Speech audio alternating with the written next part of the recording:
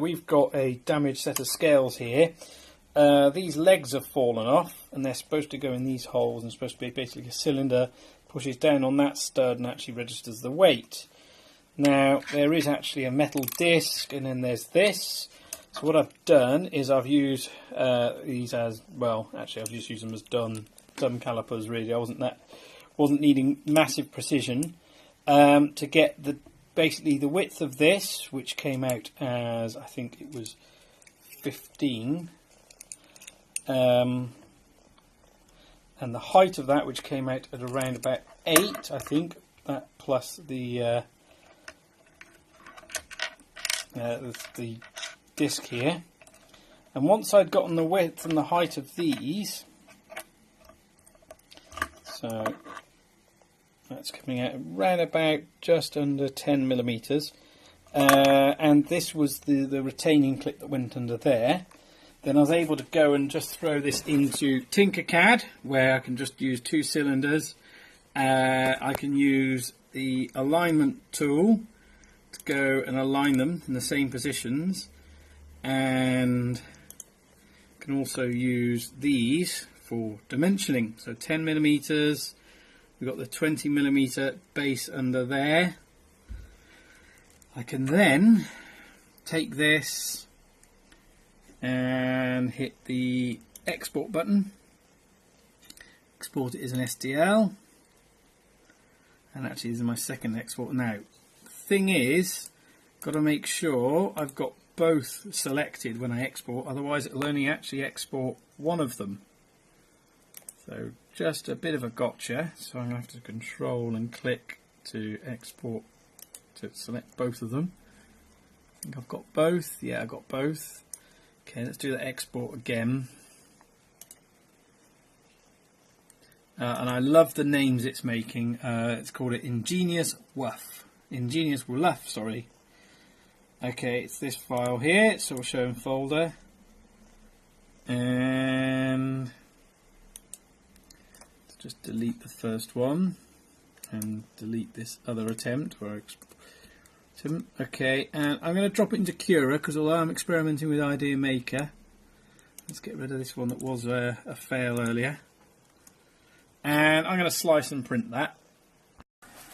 So with my replacement feet, just because I needed it done, I've sliced them in Cura, so I've laid out 4 of them, and you can fairly easily see there's the layers. I've not gone for a lot of infill. These are fairly simple parts. They don't need to be hugely strong. Nothing too complicated there. But compared with when I was using Idea Maker, now this is a much smaller print, so it's only going to take 30 minutes. But look, I've got estimates for filament usage, file progress, and layer time. The only thing is that I've had to do with Cura that I didn't have to do with Idea Maker is I've had to baby step a couple and a half millimeters up. Because with Cura, I'm getting that curious scaling thing. Not scaling, but I'm trying to see if I can get an angle where I can see this. There we are. So this is on the brim, and you'll notice it looks like fish scales here. And this is a curious thing that I've only seen with Cura, but then I've not had a great deal with other things other than Slicer, and now with Idea Maker. I wasn't seeing it with Idea Maker. So it's a very strange thing. Now I think the printout on top seemed to come out mostly okay, and in this case it doesn't need to be incredibly precise, so even a little bit of over extrusion won't matter. As long as it's not under extruded, it should be just fine. Okay, we're part way through printing these. It's about half an hour's worth of printing going on to get this far. I don't know if you can see it there, but just there is, I think you can see it, there's this little wisp coming out. It won't stop these being functional, but it's a bit odd. Not quite sure how I've ended up with that. I mean, again, Cura didn't really show me that in the preview. I've ended up with these wisps, and they're on all 4. So is that where it's doing travels between them, and there's just a little bit of the extruder, maybe I need to retract further, there's a little bit of the extruder has just popped out and blobbed out a bit more on the way. Very odd. So, these are fully printed out. There are these strange little bridges, I don't know where they're from. It looks like there was a bit of a dwell of the head there. They're a bit rough, but I think once I've taken off the brim, these will do nicely. Oh, and it popped off brilliantly just when it was cool enough. So these should do just the trick. So I've now taken the 4 legs out of their brim, and I'm getting ready to put them in the scales. They look like they're about the right size and the right shape. I've given them a bit of a smoothing. It doesn't matter that this bit round here, the smaller cylinder, is rough as guts because it's actually only really a flange to hold it in. So right, we'll see if it works.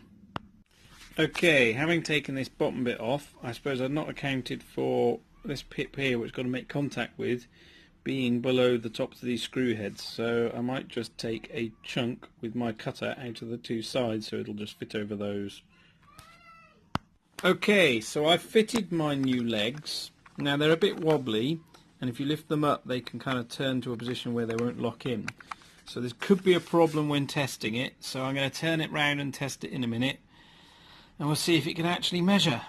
I don't have anything to properly calibrate scales with, so I'm hoping that changing the feet doesn't change the calibration, and there wasn't calibration done via tweaks to the feet and angle of the tongue. I'm hoping that it was all calibrated electronically inside.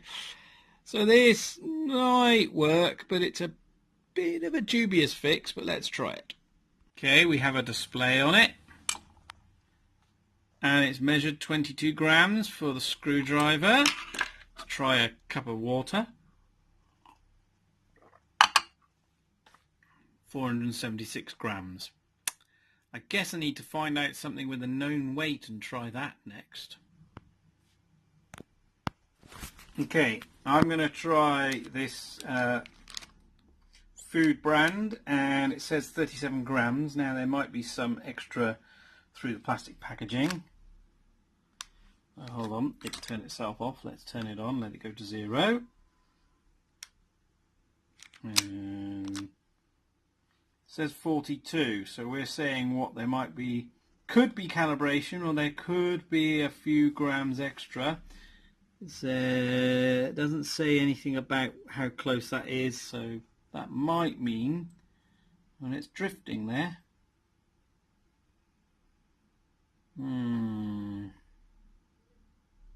I saw that it drifted by about 6 grams.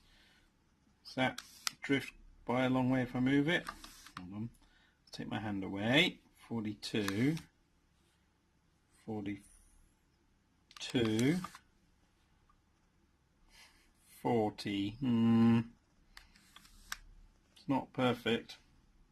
Okay, so one of the legs wasn't quite in properly, and I'm now getting, once I let my hand let it settle, 42 everywhere. So it's consistent depending on where it is. Again, it's not the 37. I don't know if that 5 grams is just the wrapper. I guess I'll just have to eat it and find out. And reassuringly, it resets back to 0 when I take the weight back off. Okay, having eaten the content of that wrapper, it actually measures at 0. So my scales are either slightly out of calibration now, or it was around about 44. So to conclude this, I look for something of a known weight, and for this I've used an Honor 9 phone, which is supposed to be around about 155. Now I'm not entirely sure this table is stable because it's drifting quite a bit, so let's just make sure, and it only takes one of these legs to be out. I was seeing, well, there's 154, hold on, it's settled. 154, what's in 1 gram? I think the calibration is still there, but I've just got to watch out for the wobbly legs. I'd call it a success. I'd say perhaps there's ways I can make it less wobbly so it doesn't actually have to have its legs repositioned. But yeah, I'm happy with that, and I think the wife is too.